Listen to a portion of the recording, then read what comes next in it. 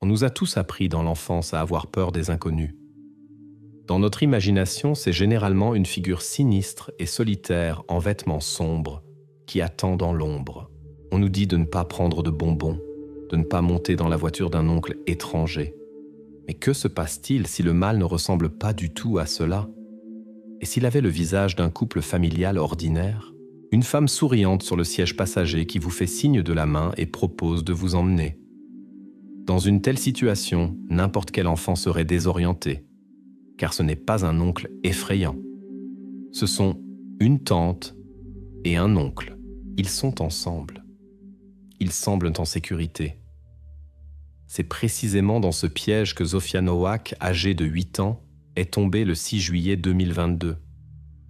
Ce jour-là, tout a commencé par une vexation infantile ordinaire.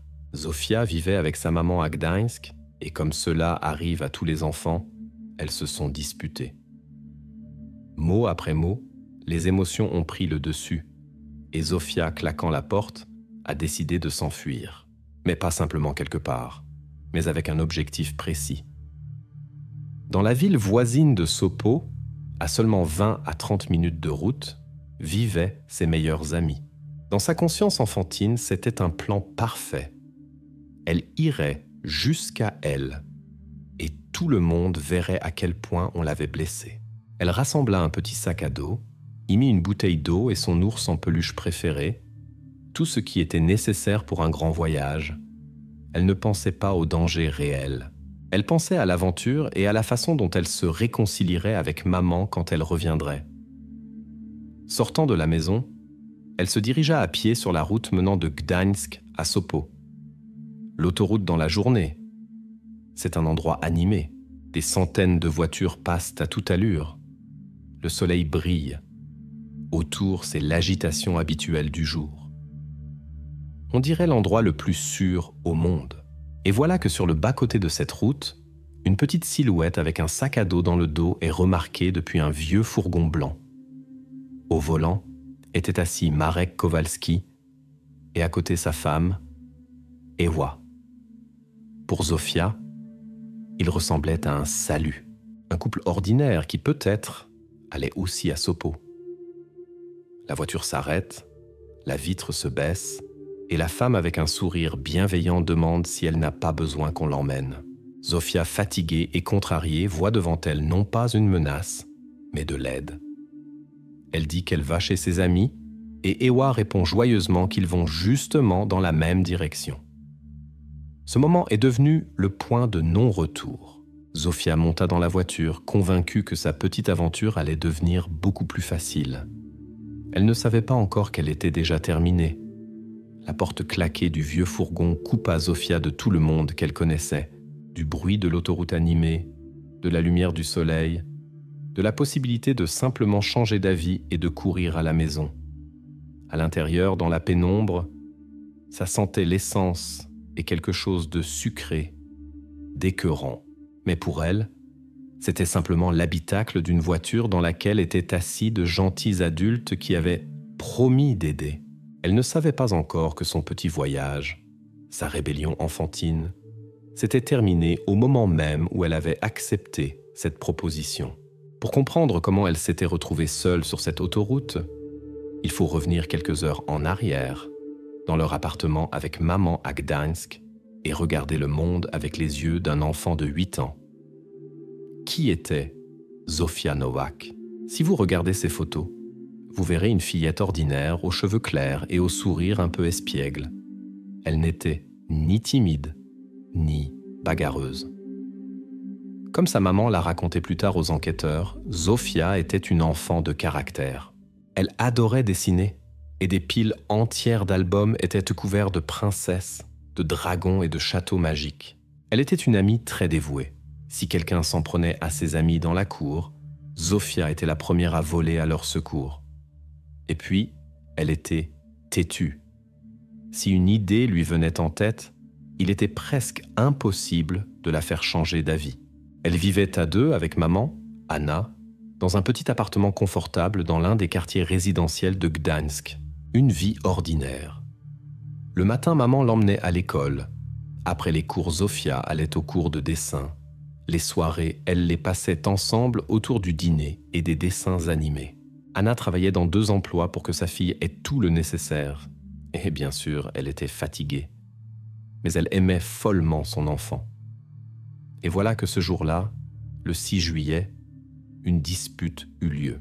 Vous savez, ce n'était pas quelque drame familial terrible dont on écrit dans les journaux. C'était un conflit domestique ridiculement banal, comme il s'en produit dans une famille sur 2. La pierre d'achoppement, la tablette. Zofia voulait jouer, et maman dit qu'elle avait déjà passé toute la matinée avec. Mot après mot, et voilà que les tons montent. Anna, fatiguée après une semaine difficile, était inflexible. Zofia, ressentant une injustice universelle, crie à quelque chose de blessant. En réponse, maman dit que, puisque c'était comme ça, elle ne verrait pas la tablette jusqu'à la fin de l'été. Pour un adulte, c'est simplement une mesure éducative. Et pour un enfant de 8 ans, dont le monde est encore si petit et en noir et blanc, c'était une catastrophe, une tragédie, une trahison. Dans sa tête passa une pensée qui semble si logique à cet âge. On ne m'aime pas ici, puisque c'est comme ça. J'irai là où on m'aime et me comprend. Et cet endroit, bien sûr, était la maison de ses meilleurs amis à Sopo. Dans la conscience enfantine, ce n'était pas simplement une ville voisine. C'était presque un pays de contes de fées, où c'était toujours amusant, où on l'attendait et où on lui permettrait certainement de jouer avec la tablette autant qu'elle voulait. La distance de 12 kilomètres ne l'effrayait pas. Dans son imagination, c'était une aventure passionnante, comme dans les livres qu'elle lisait avec maman avant de dormir.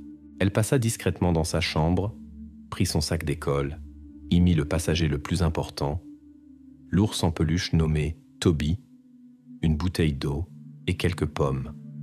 Un véritable kit d'expédition. Elle mit ses baskets préférées à paillettes et, essayant de ne pas faire de bruit, se glissa dehors. Maman était à ce moment-là dans la cuisine et n'entendit même pas le clic de la serrure. Elle était sûre que sa fille, comme d'habitude, boudait dans sa chambre et sortirait se réconcilier dans une demi-heure. Mais Zofia marchait déjà dans la rue, pleine de détermination et de vexation enfantine, à la rencontre de son destin. Elle ne se retourna pas.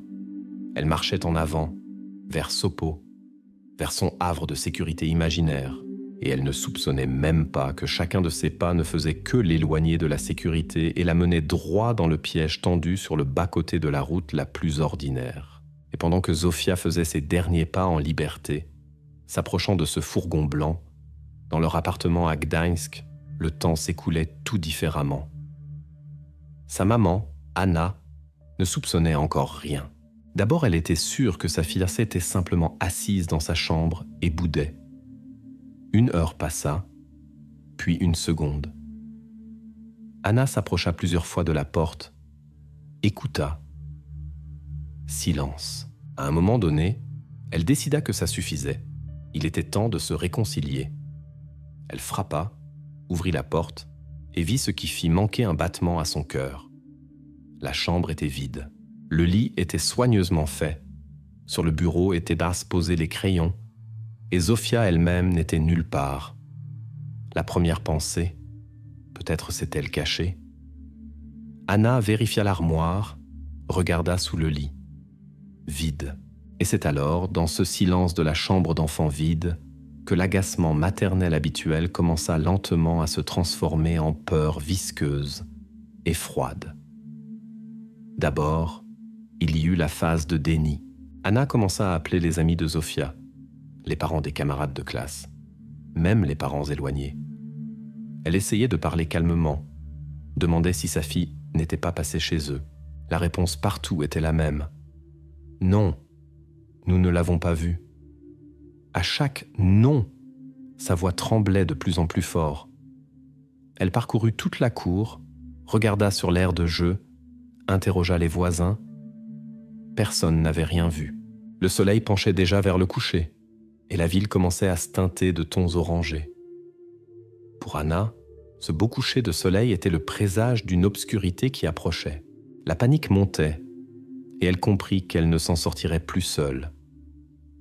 Le soir du 6 juillet, quand sa fille avait déjà disparu depuis plusieurs heures, Anna Nowak composa le numéro de la police. C'est à partir de cet appel que l'histoire d'une fillette qui avait fui la maison se transforma en affaire officielle de disparition de personnes. La police réagit rapidement. Les premières voitures de patrouille arrivèrent chez Anna et le protocole standard commença.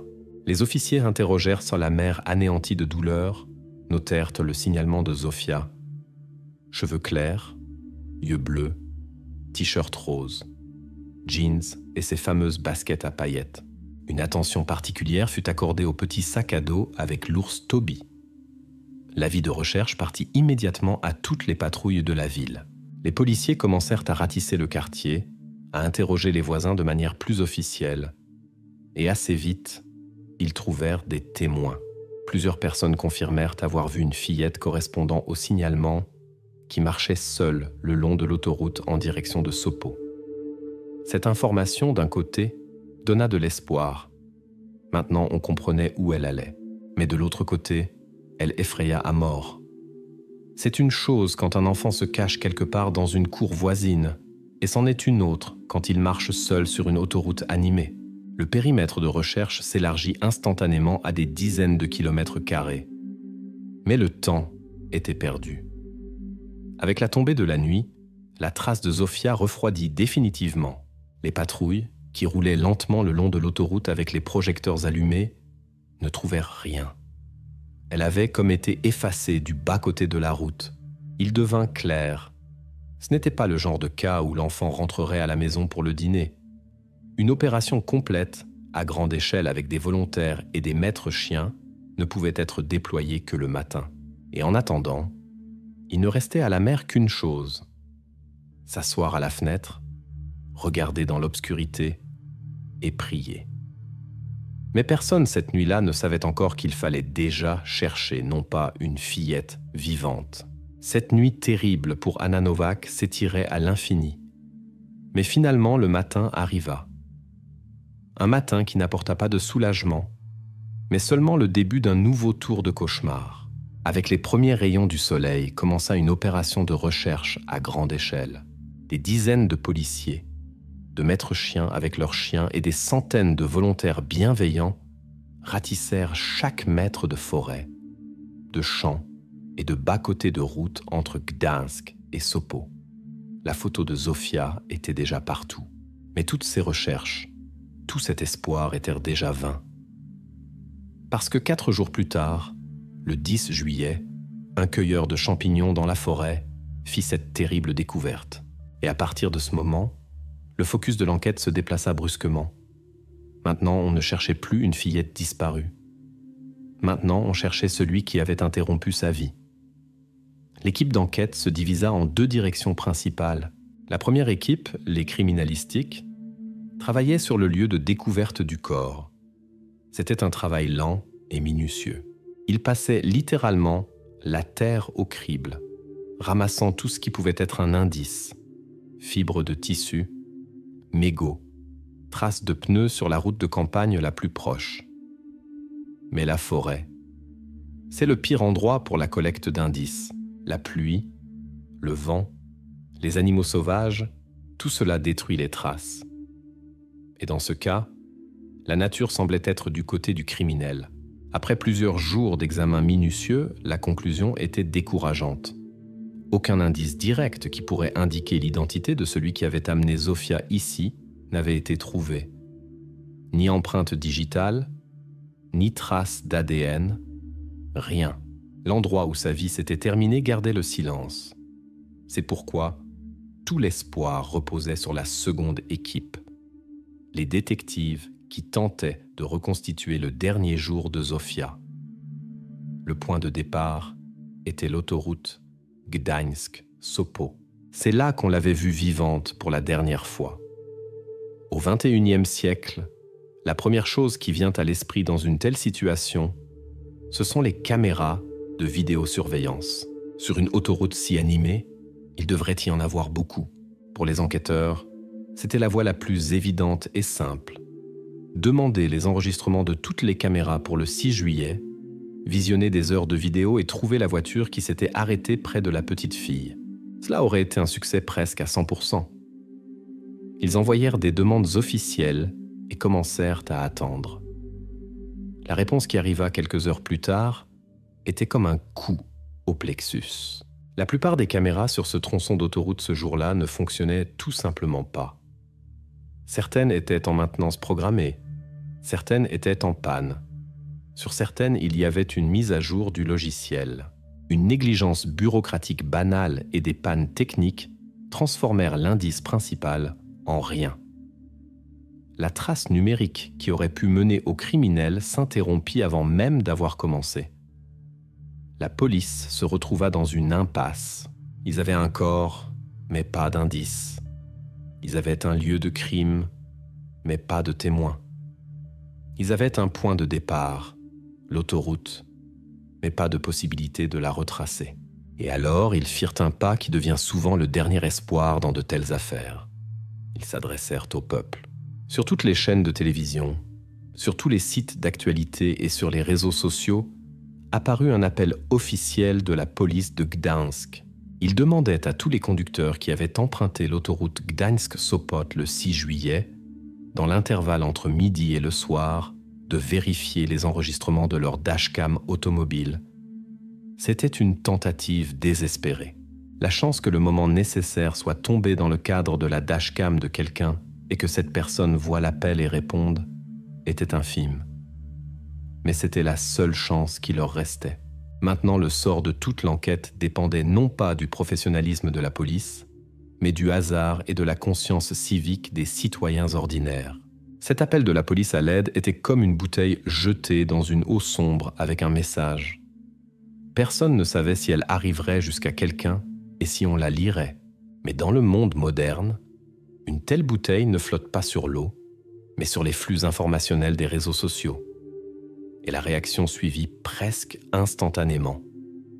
Mais pas du tout celle que comptaient larcer les enquêteurs. Au lieu de visionner tranquillement les enregistrements des dashcams, Internet décida de trouver le coupable lui-même. Et, comme cela arrive souvent, il le trouva rapidement, furieusement et complètement à tort. Tout commença par un commentaire sous le post sur la recherche de témoins. Quelqu'un écrivit qu'il avait soi-disant vu ce jour-là, le 6 juillet, une fillette ressemblant à Zofia qui parlait avec un homme quelconque près de l'autoroute. Ce commentaire, non étayé par aucune preuve, devint l'étincelle. Ensuite, joua l'effet boule de neige. Des dizaines, puis des centaines de personnes commencèrent à exiger des détails. Quelqu'un se souvint que dans cette région vivait un homme étrange. Il avait les cheveux longs, des tatouages, et il se promenait souvent seul. Cela suffit. Quelques heures plus tard, ces photos, prises sur une ancienne page de réseau social, circulaient déjà dans les groupes locaux. 1 heure plus tard, quelqu'un publia son nom, prénom et même son adresse. Le tribunal d'Internet rendit son verdict sans enquête et sans droit à la défense. Sous ces photos, on écrivait des malédictions, on le menaçait de lynchage.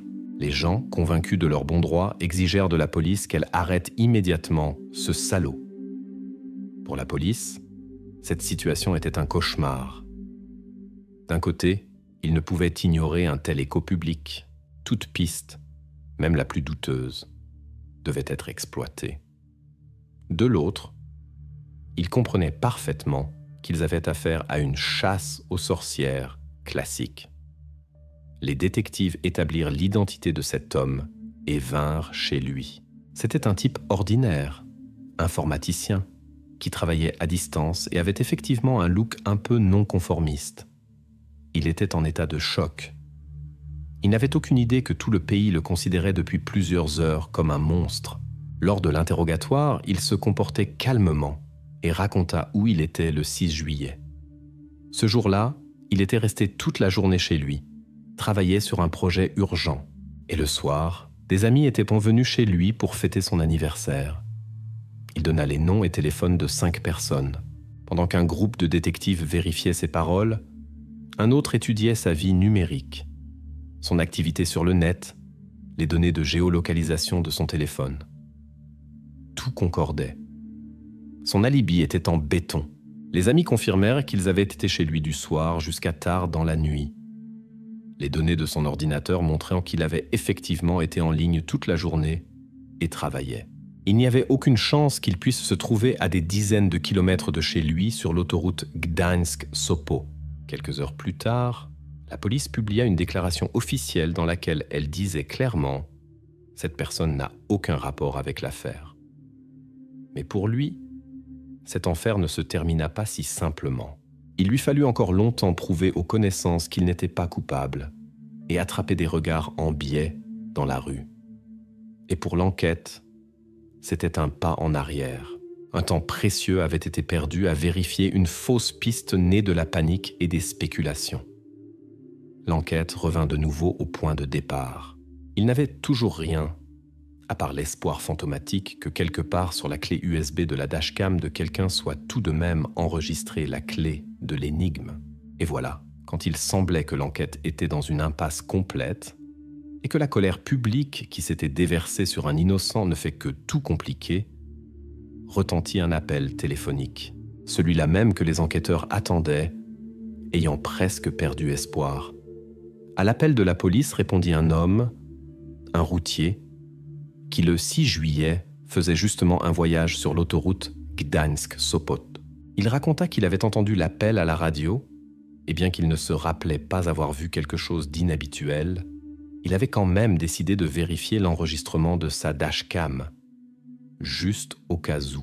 Il remonta à la date nécessaire, à l'heure nécessaire, et d'abord, il ne remarqua rien, simplement la bande infinie de la route. Mais ensuite, à un moment donné, son regard accrocha une petite silhouette sur le bas-côté. Il agrandit l'image et la vit. Une fillette en t-shirt rose avec un sac à dos dans le dos. Et quelques secondes plus tard, il entra aussi dans le cadre. Le fourgon blanc. Pour l'équipe d'enquête, c'était une bombe. Dans un silence complet, dans une salle de réunion sombre, les détectives regardèrent l'écran sur lequel se rejouaient les derniers instants de liberté de Zofia Nowak. La voilà qui marche sur le bas-côté, petite et déterminée. Voilà que la voiture de notre témoin la dépasse. Et voilà qu'apparaît par derrière et la rattrape lentement un fourgon blanc sans rien de remarquable. Il ne roulait pas vite, il avait l'air de la viser. Puis le fourgon arriva à sa hauteur et freina en douceur. L'enregistrement ne durait que quelques secondes et on ne voyait pas la montée dans la voiture elle-même. La dashcam du témoin ne filma que le moment de l'arrêt. Mais cela suffisait. C'était ce maillon manquant, cette clé qu'il cherchait tant. L'euphorie dans la salle était presque palpable. Enfin, ils avirent une trace réelle, matérielle. Mais cette euphorie ne dura pas longtemps, exactement jusqu'au moment où ils essayèrent d'agrandir l'image pour distinguer la plaque d'immatriculation. Et là, les attendait une cruelle déception. L'enregistrement avait été fait en mouvement, en plein jour. La lumière du soleil se reflétait sur la porte arrière du fourgon, créant des reflets. La qualité de la dashcam elle-même était loin d'être idéale. La plaque d'immatriculation se transforma en tache blanche floue avec quelques points sombres, illisibles. Les meilleurs experts criminalistiques passèrent des heures sur ces quelques images. Ils appliquèrent tous les filtres possibles, utilisèrent les programmes les plus modernes d'amélioration d'image, essayèrent de restaurer le numéro pixel par pixel. Tout fut vain. Les technologies se révélèrent impuissantes. Ils avaient dans les mains l'indice le plus important de l'affaire, qui était en même temps absolument inutile. Ils voyaient la voiture du criminel, mais ne pouvaient l'identifier. C'était le moment de vérité pour toute l'enquête. Oui, ils ne connaissaient pas le numéro. Ils ne pouvaient même pas déterminer avec certitude la marque et le modèle exact du fourgon. Sur l'enregistrement, il était trop standard, sans aucun trait distinctif. Mais maintenant, ils avèrent le principal, l'objectif. La tâche cessa d'être abstraite. Maintenant, elle sonnait ainsi, trouvé dans la voïvodie de Poméranie et au-delà un fourgon blanc qui se trouvait le 6 juillet sur l'autoroute Gdańsk-Sopot. C'était encore comme chercher une aiguille dans une botte de foin, mais au moins, maintenant il savait exactement qu'il cherchait une aiguille et ne fouillait pas simplement le foin. L'avis de recherche pour fourgon blanc de marque non établie partit dans tous les commissariats du pays. Commença une vérification totale de tous les véhicules similaires, services de livraison, entreprises de construction, propriétaires privés. C'était un travail titanesque, mais il n'avait pas d'autre solution. Quelque part dans ce flot de fourgons blancs se cachait celui-là même qui avait emmené Zofia dans son dernier voyage. Ce travail titanesque de vérification de tous les fourgons blancs était un enfer pour la police. Imaginez, des centaines, sinon des milliers de véhicules dans toute la région. Les détectives et les patrouilleurs travaillaient 24 heures sur 24, parcourant méthodiquement les listes établies selon les bases de données. Ils vérifiaient tout, des fourgons des grandes compagnies logistiques aux vieilles voitures de travail appartenant à des artisans privés. La plupart des vérifications ne menaient à rien. Les conducteurs fournissaient des alibis, montraient les feuilles de route, et on les rayait de la liste. C'était un travail épuisant, routinier, dans lequel l'espoir s'amenuisait chaque jour. Mais c'est justement dans une telle routine, quand l'œil se lasse déjà, que parfois passe ce qui fait sursauter. Et cela arriva quand le tour vint à un fourgon sans rien de remarquable, immatriculé au nom d'un couple de la banlieue de Gdańsk, Marek et Ewa Kowalski. Au premier regard, c'était une famille absolument ordinaire. Ils vivaient dans une petite maison particulière. Les voisins les décrivaient comme des gens tranquilles et sans conflit. Marek travaillait dans une petite entreprise de construction. Ewa était femme au foyer. Quand les détectives vinrent chez eux, ils furent accueillis par une femme polie et souriante. Elle les invita dans la maison, leur proposa du café. Tout était au plus haut point normal. Trop normal. Les détectives posèrent la question standard qu'ils avaient déjà posée des centaines de fois ces derniers jours. Où vous trouviez-vous, vous et votre mari, le 6 juillet, en milieu de journée? Ewa Kowalska, sans ciller, répondit qu'ils avaient été toute la journée à la maison. Marek, selon elle, s'occupait de réparations dans le garage et elle était occupée aux tâches ménagères. Elle parlait calmement, avec assurance, comme une personne qui n'a rien à cacher. Quand les détectives demandèrent à parler au mari, il sortit du garage, s'essuyant les mains avec un chiffon, et confirma complètement ses paroles. Oui, ils étaient à la maison. Non, ils n'étaient pas allés sur l'autoroute vers Sopot. Leur fourgon était resté toute la journée dans la cour. C'était une réponse simple et claire. Et s'il n'y avait pas eu un « mais », la vérification se serait probablement arrêtée là. Mais le détective expérimenté qui menait cette affaire fut troublé par quelque chose, un détail insaisissable dans leur comportement, un calme excessif qui frôlait le répété. Il les remercia pour le temps accordé et ils partirent. Mais de retour au commissariat, il ne raya pas leur nom de la liste. Au lieu de cela, il fit ce qui devint le moment décisif de toute l'enquête. Il demanda l'obtention des données de facturation des téléphones portables de Marek et Ewa Kowalski pour le 6 juillet. C'est une procédure standard qui permet de retracer les déplacements d'une personne par les signaux que son téléphone envoie aux antennes relais les plus proches. Quelques heures plus tard, la réponse était sur sa table, et quand il regarda la carte qu'on lui avait imprimée, un frisson lui parcourut l'échine. Les paroles des Kowalski étaient un mensonge effronté à 100%. Les données de facturation de leur téléphone montraient clairement que le 6 juillet en journée, ils n'étaient pas restés à la maison. Leurs appareils bougeaient, et ils bougeaient exactement sur le même itinéraire que celui qu'avait pris Zofia Nowak de Gdańsk par l'autoroute vers Sopot. La technologie, contrairement aux gens, ne sait pas mentir. Maintenant, l'enquête avait non seulement un fourgon blanc, ils avaient les premiers vrais suspects. La carte avec les données de facturation posée sur la table du détective n'était plus simplement un indice. C'était un ordre de guerre. Le mensonge de Marek et Ewa Kowalski les fit immédiatement passer de la catégorie, parmi des centaines, au statut de principaux suspects. Toute la puissance de la machine d'enquête, qui jusqu'alors était dispersée sur un immense territoire, se concentra maintenant sur un point unique, cette maison tranquille de banlieue et ses propriétaires. Il fallait agir vite. Tant que les Kowalski ne savaient pas que leur mensonge était découvert, ils n'avaient pas de raison de se débarrasser des indices. Et l'indice potentiel principal, leur fourgon blanc, se trouvait encore dans leur cour, comme un témoin silencieux qui pouvait tout raconter.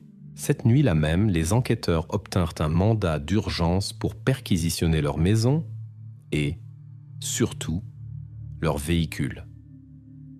À l'aube, une colonne entière de voitures de police arriva chez les Kowalski.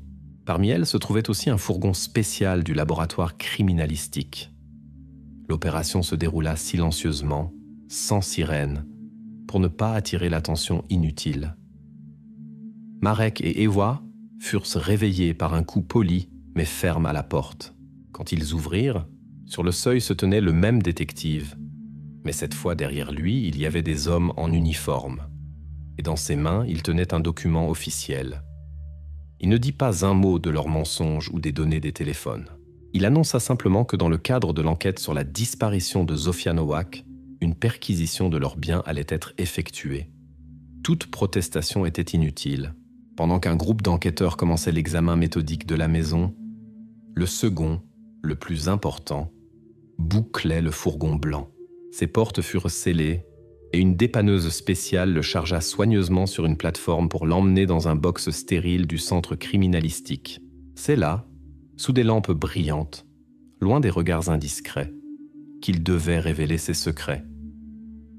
L'examen du véhicule, c'est presque une procédure chirurgicale. Les experts en combinaison blanche, gants et masques commencèrent leur travail. Ils ne cherchaient pas quelque chose de grand et d'évident. Ils cherchaient le micro-monde. Avec des aspirateurs spéciaux à filtres jetables, ils passèrent sur chaque centimètre de garniture. Avec des bandes adhésives, ils prélevaient des échantillons sur les sièges et les tapis. Avec des lampes ultraviolettes, ils éclairaient les surfaces à la recherche de traces biologiques. Heure après heure, ils démontaient l'habitacle en atomes. Et voilà, après plusieurs heures de travail minutieux, ils trouvèrent ce qu'ils cherchaient.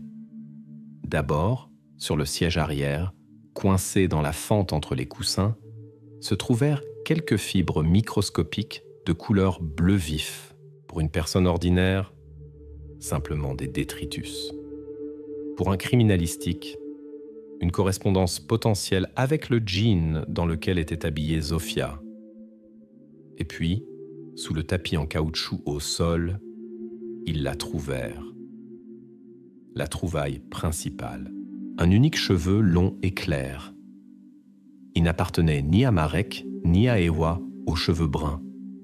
Ces trouvailles, si microscopiques soient-elles, devinrent le dernier clou dans le cercueil de la liberté des Kowalski. L'enquête avait maintenant non seulement leurs mensonges prouvés, mais aussi des traces matérielles reliant potentiellement leur véhicule à la fillette disparue. C'était plus que suffisant. Le soir de ce même jour, les détectives revinrent chez les Kowalski. Mais cette fois, pas pour des questions. Ils lurent leurs droits à Marek et Ewa et leur passèrent les menottes. Sur le visage des deux, il n'y avait ni surprise, ni peur. Seulement un calme froid et détaché qui effrayait même les opérationnels aguerris. Ils furent arrêtés sous l'accusation de complicité dans l'enlèvement de personnes. Les échantillons saisis dans le fourgon, les fibres bleues et ce fameux cheveu clair, furent immédiatement envoyés au laboratoire pour une expertise ADN. Maintenant, tout dépendait de ces résultats. Ces particules invisibles à l'œil nu deviendraient-elles une preuve irréfutable de leur culpabilité ou l'enquête serait-elle de nouveau dans l'impasse, pendant que Marek et Ewa Kowalski étaient assis dans les cellules de détention préventive et que les indices saisis dans leur fourgon se trouvaient au laboratoire, dans l'enquête s'installa une pause tendue et traînante. C'était un temps d'attente, le plus torturant pour tout enquêteur. Ils avaient un des suspects, ils avaient une raison valable de soupçonner leur mensonge, confirmé par les données de facturation. Mais ils n'avaient encore aucun lien direct et irréfutable avec Zofia elle-même. Les Kowalski, lors des interrogatoires, se comportaient comme lors de la première rencontre, froidement, calmement, de manière détachée. On les interrogeait séparément, essayant de trouver des incohérences dans les témoignages, mais ils répétaient, comme des perroquets inséparables, la même chose. Nous étions à la maison. Nous ne connaissons pas cette fillette. Vous vous trompez. Ils étaient des suspects parfaits, trop calmes, trop sûrs. Et tout ce temps, les détectives comprenaient que si le laboratoire ne donnait pas de correspondance, ils devraient peut-être relâcher ce couple. Tout le poids de l'affaire, tous les espoirs de justice reposaient maintenant sur les épaules des scientifiques en blouse blanche.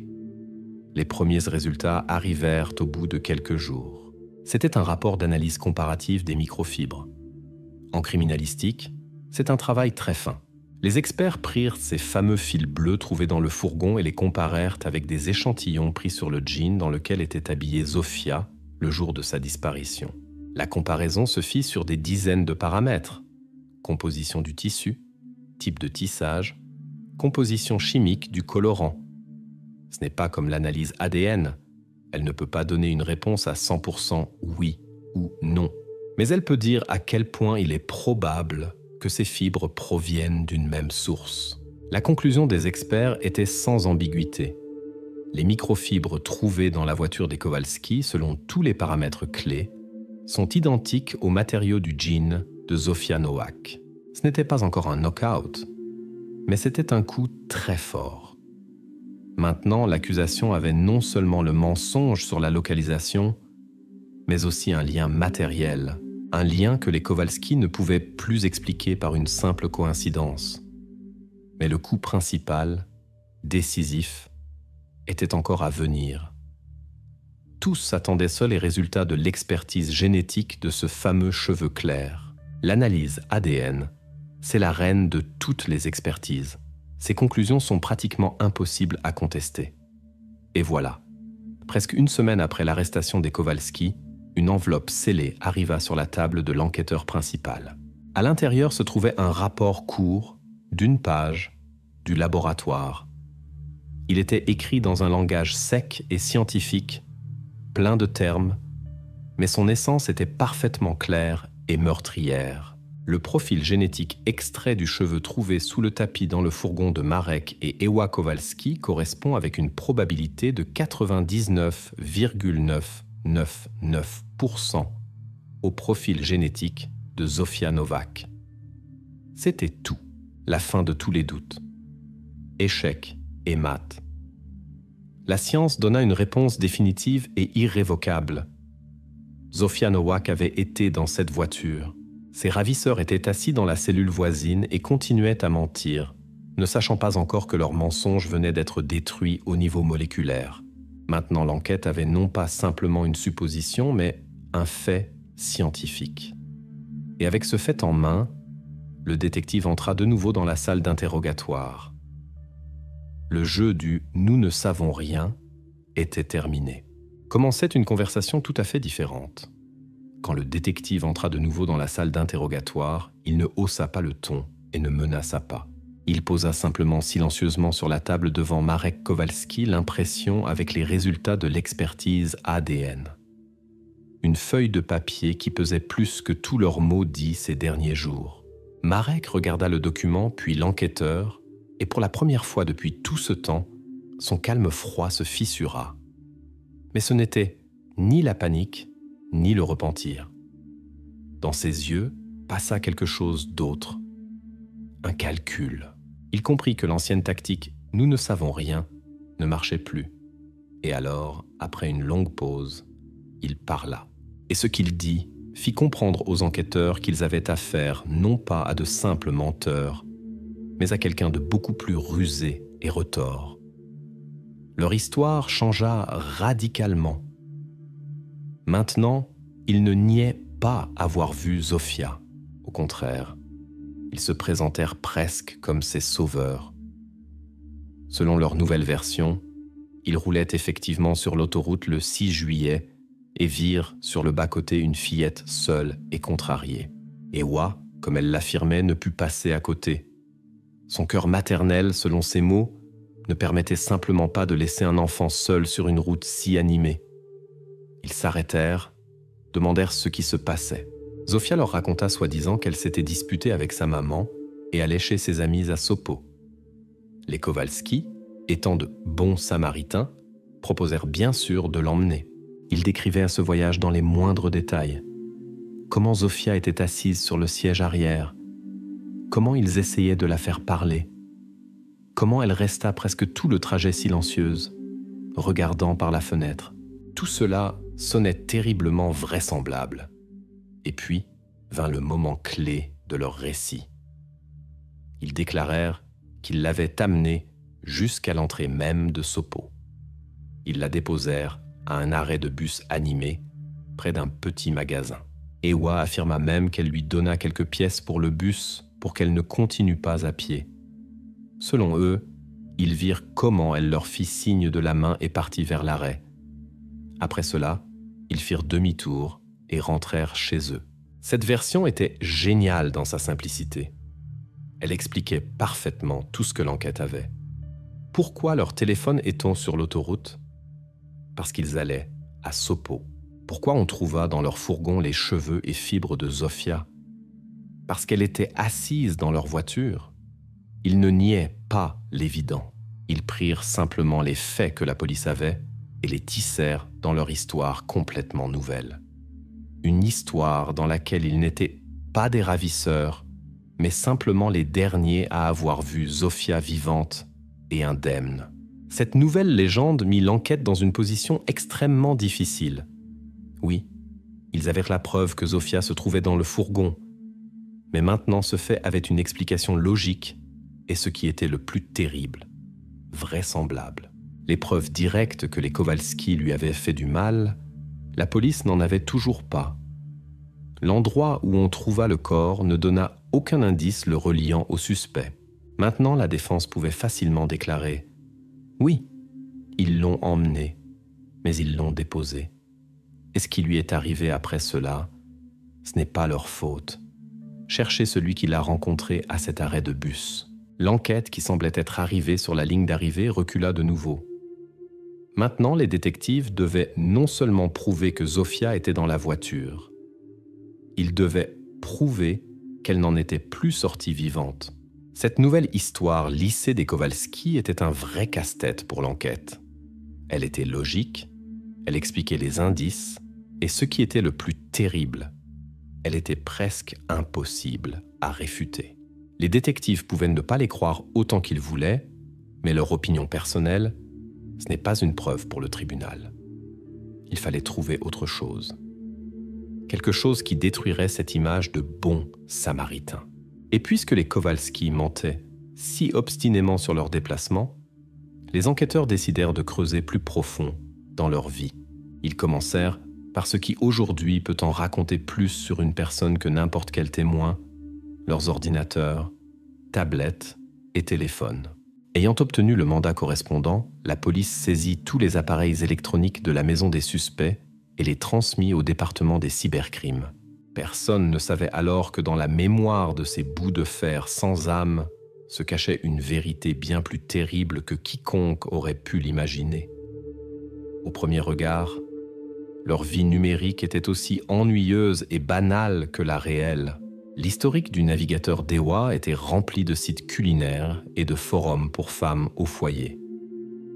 Chez Marek, des sites de matériaux de construction et des forums automobiles, les réseaux sociaux, des photos de fêtes familiales, des sourires, des félicitations d'anniversaire. Tout était propre, décent, presque stérile. Mais les spécialistes du cyberdépartement, ce sont des gens habitués à chercher ce qui est caché très profondément. Ils commencèrent à restaurer les fichiers supprimés, vérifier les dossiers cachés et analyser les correspondances chiffrées dans les messageries. Et voilà là, derrière 7 verrous de masquage numérique, ils trouvèrent la porte vers un autre monde. Vers un monde qui ne collait aucunement avec l'image du couple familial tranquille. L'analyse montra que Marek et Ewa étaient des participants actifs de plusieurs communautés Internet fermées. Ce n'étaient pas simplement des forums étranges. La thématique de ces groupes était étroite et monstrueuse.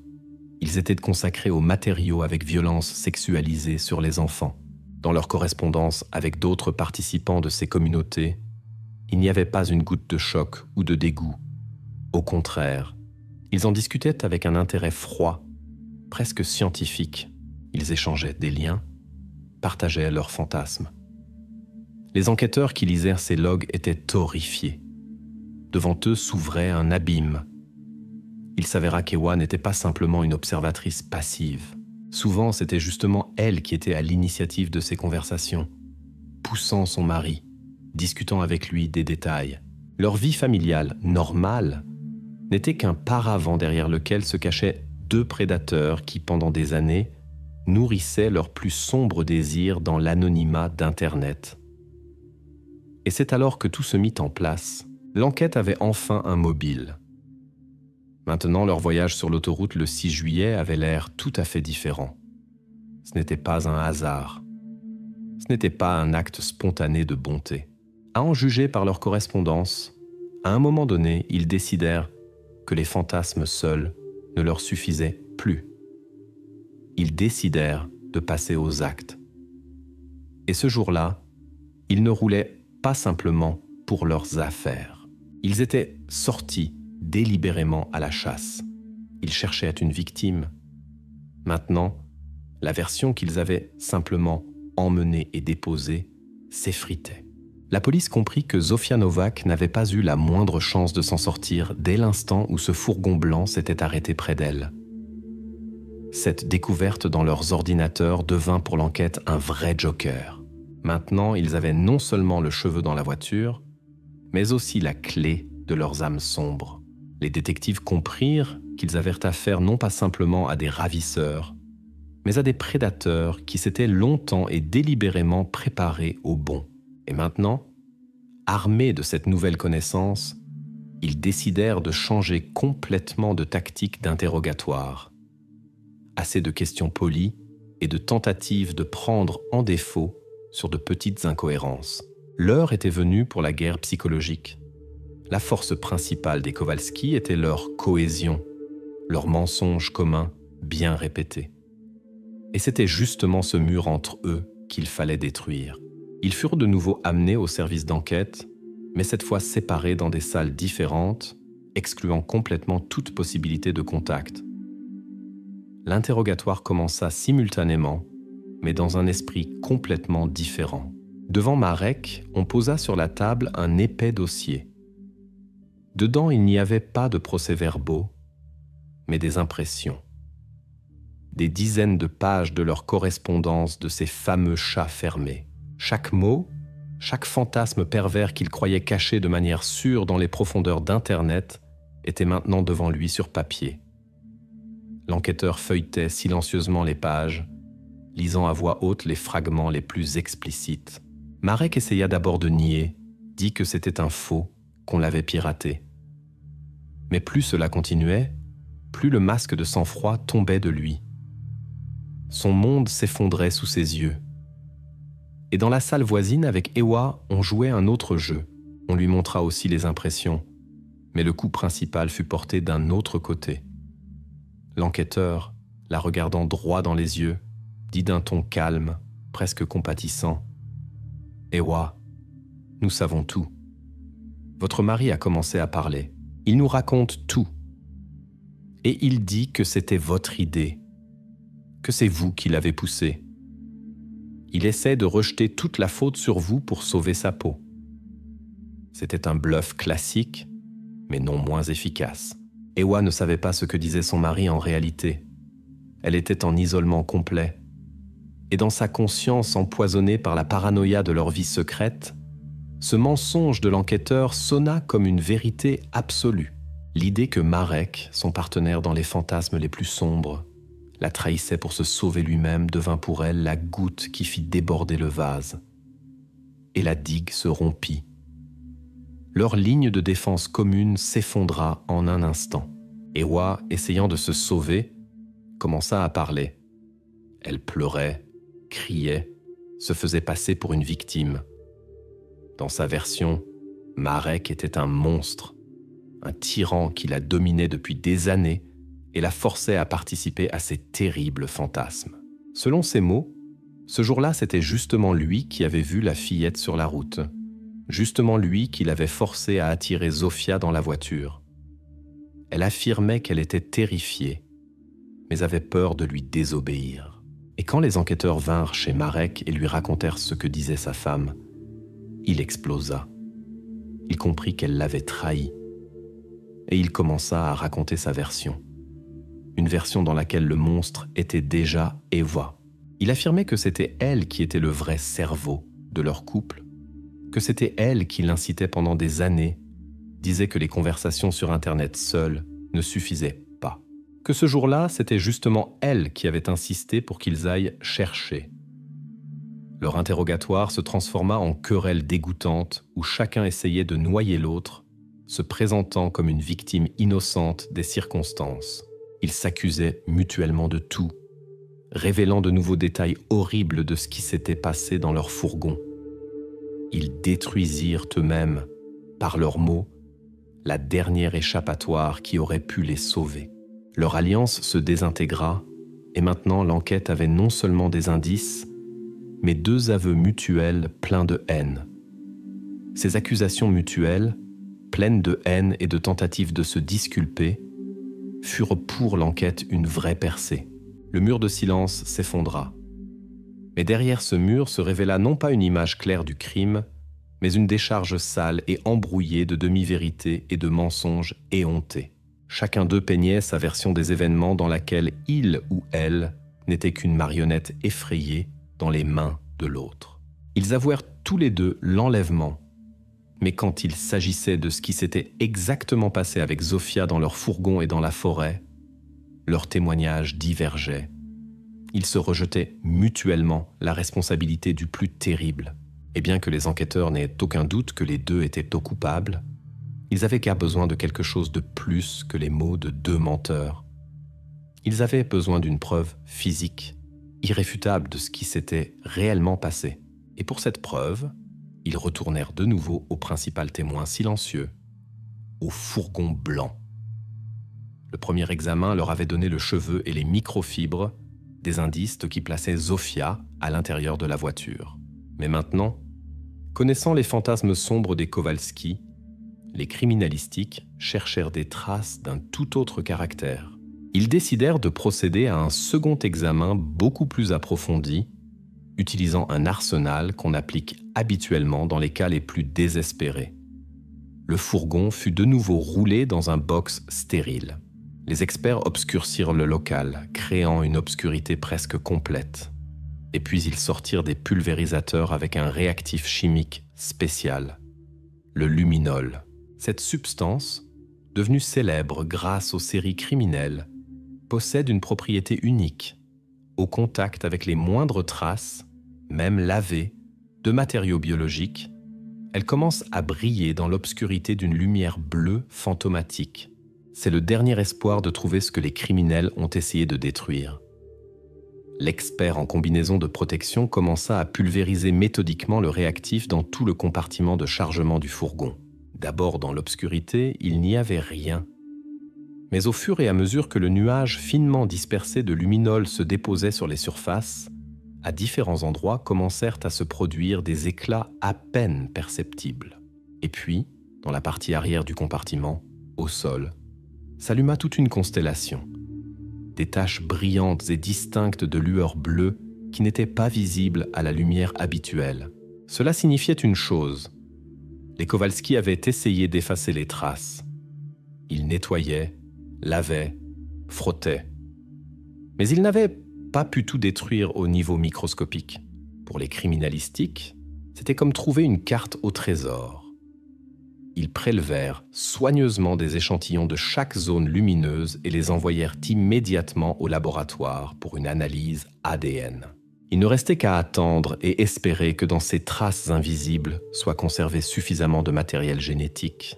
La réponse du laboratoire arriva quelques jours plus tard et devint le dernier point d'exclamation le plus gras dans cette affaire. L'analyse confirma les pires craintes des enquêteurs. Les échantillons pris sur les taches lumineuses contenaient un profil génétique mixte. Il y avait l'ADN de Zofia Nowak et il y avait l'ADN de Marek Kowalski. C'était une preuve scientifique irréfutable. Elle anéantissait leur dernière ligne de défense.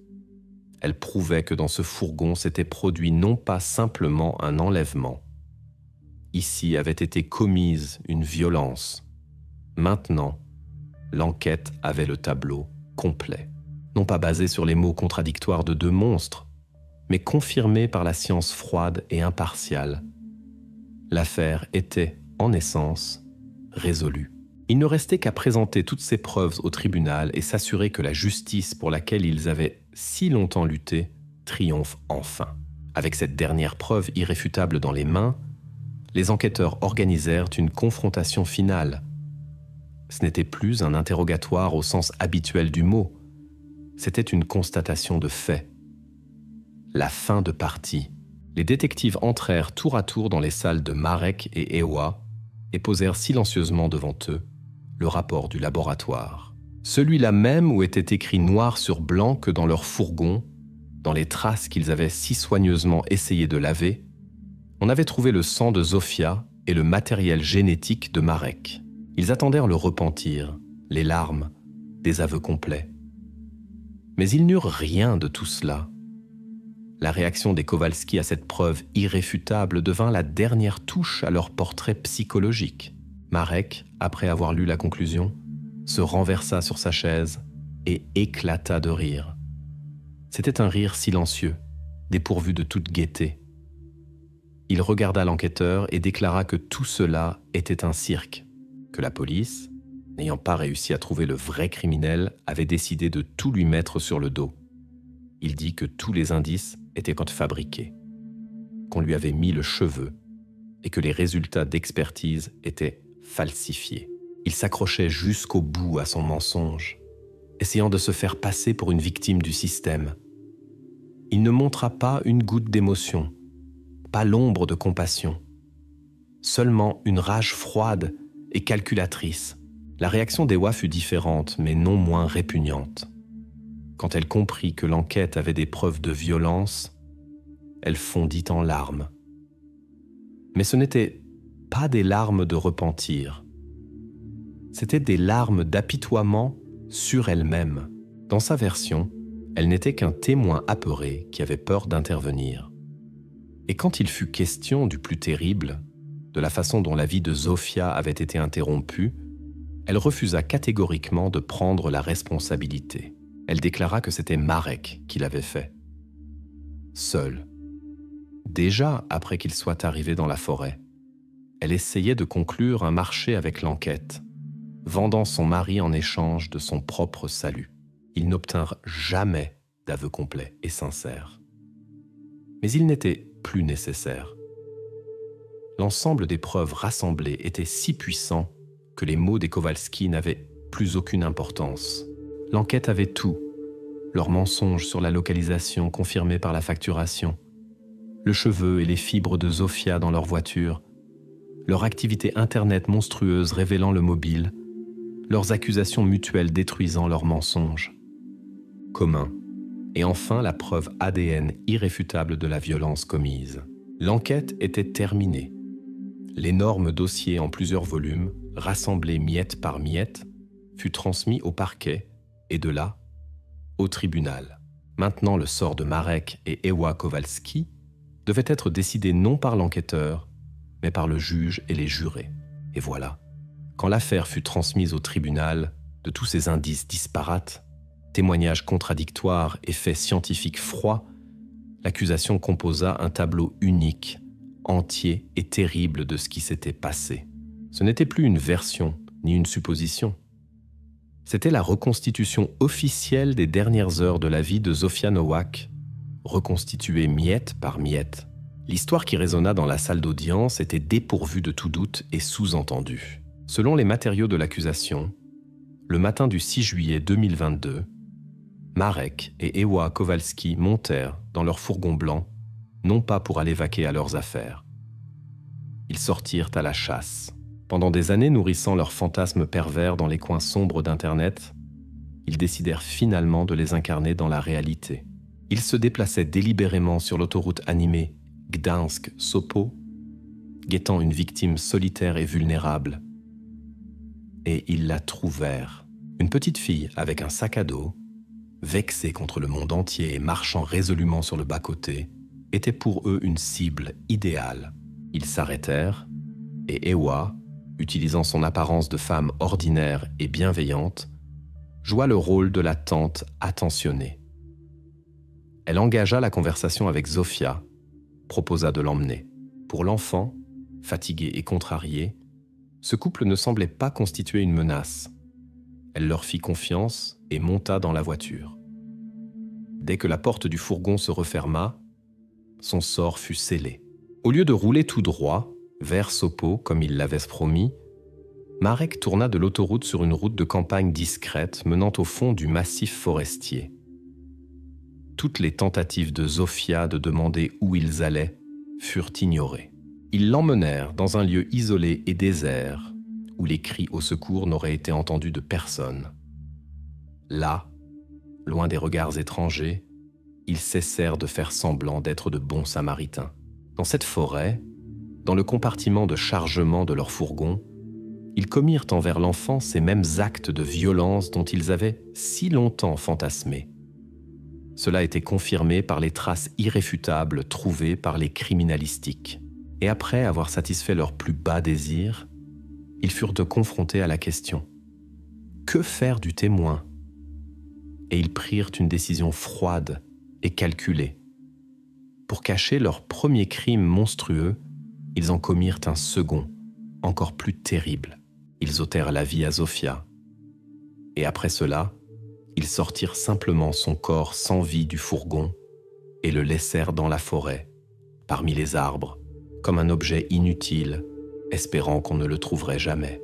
Le procès de Marek et Ewa Kowalski commença presque 1 an après leur arrestation, le 22 juillet 2023, au tribunal d'arrondissement de Gdańsk.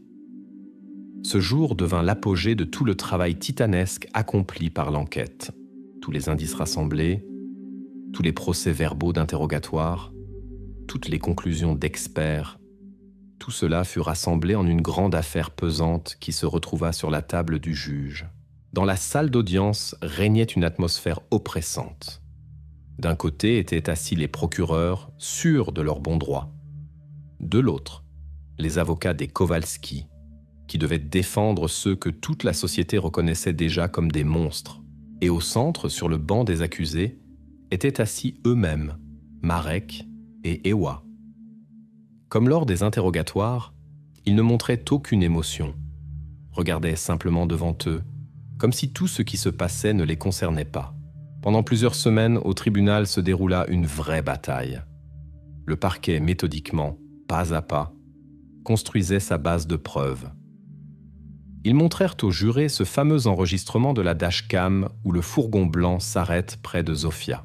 Ils présentèrent les données de facturation qui prouvaient le mensonge des accusés. Ils démontrèrent les rapports des criminalistiques sur le cheveu et les fibres bleues. Ils lurent à voix haute des extraits de leur correspondance sur Internet, révélant le mobile. Et enfin, ils présentèrent les résultats de l'analyse ADN trouvée après traitement du fourgon au luminol, preuve irréfutable de la violence commise. Chaque indice était comme une pierre qui se posait sur le plateau de la balance de la justice. La défense essaya jusqu'au bout de trouver des échappatoires. Les avocats des Kowalski ne niaient pas que leur protégé avait emmené la fillette. Ils s'accrochaient à cette version jusqu'à la fin. Leur ligne principale était qu'il n'y avait pas de preuves directes de leur implication précisément dans le meurtre. Ils affirmaient que l'accusation était construite sur des indices indirects et que les aveux avaient été extorqués sous pression psychologique. Marek, au tribunal, continuait à répéter que les indices étaient fabriqués. Ewa pleurait et disait qu'elle avait peur de son mari. Mais toutes ces tentatives de faire s'effondrer l'affaire paraissaient pitoyables face à cette montagne de preuves qu'avait rassemblée l'enquête. Le tribunal, après avoir écouté les deux parties, considéra les indices présentés par le parquet comme plus que suffisants pour rendre un verdict de culpabilité. Le jour de la lecture du verdict, il n'y avait pas de place libre dans la salle d'audience. Le juge lut sa décision d'une voix monotone et impassible. Il reconnut Marek Kowalski coupable d'enlèvement, d'actes de violence à caractère sexuel et de meurtre commis dans le but de dissimuler un autre crime. Le verdict fut le plus sévère possible. Prison à vie dans une colonie pénitentiaire de régime spécial, avec désignation supplémentaire d'un traitement psychiatrique obligatoire. Ewa Kowalska, que le tribunal reconnut comme complice et instigatrice, mais non exécutante directe de l'acte le plus cruel, reçut 15 ans de prison dans une colonie de régime strict. La justice, bien que tardive, triompha. Mais pour la famille de Zofia, ce verdict ne pouvait rendre l'essentiel. Il ne fit que mettre un point final à cette histoire terrible. L'histoire de la façon dont une dispute infantile ordinaire et une rencontre fatale sur le bas-côté d'une route menèrent à une tragédie impensable, et de ce que le mal le plus terrible se cache parfois sous le masque de la normalité la plus banale. Le verdict mit un point juridique final à cette affaire, mais ne put effacer la cicatrice que cette histoire laissa sur la société. L'affaire Zofia Nowak provoqua un énorme retentissement dans toute la Pologne. Elle força des milliers de parents à parler encore une fois avec leurs enfants de ce qu'est le vrai danger et de ce qu'il ne ressemble pas toujours à ce qu'on voit dans les livres. Cette tragédie provoqua des discussions publiques houleuses. Les gens exigèrent de renforcer les mesures de sécurité sur les routes, d'installer plus de caméras qui fonctionnent, de créer des systèmes d'alerte rapides sur la disparition d'enfants. Et surtout, elle força les autorités et la société dans son ensemble à porter une attention plus attentive aux coins sombres d'Internet, à ces fameuses communautés fermées où pendant des années, comme dans un incubateur, se cultivent et se renforcent les fantasmes les plus monstrueux. Pendant que le pays débattait de la façon d'empêcher la répétition de pareilles choses, la machine juridique terminait son travail. Peu après le procès, Marek et Ewa Kowalski furent transférés dans leur lieu de détention. Leurs avocats, comme attendu, firent appel, essayant de contester le verdict et d'adoucir la peine. Mais toutes leurs tentatives furent rejetées par les instances supérieures. Le tribunal considéra les preuves comme exhaustives et le verdict comme juste. Il entra en vigueur, et maintenant pour Marek et Ewa Kowalski commençait leur longue vie dépourvue d'espoir derrière les barreaux. Le point final dans cette affaire fut mis définitivement. Les monstres se retrouvèrent en cage, mais le souvenir de la petite fille au sac à dos dans le dos qui, par un jour ensoleillé, s'était simplement disputée avec sa maman et était partie à la rencontre de sa petite aventure, restera à jamais un rappel douloureux. Un rappel que le mal le plus terrible, ce n'est pas une ombre sans visage dans une cour, mais un sourire et une parole bienveillante de ceux à qui jamais, en aucune circonstance, il ne fallait faire confiance.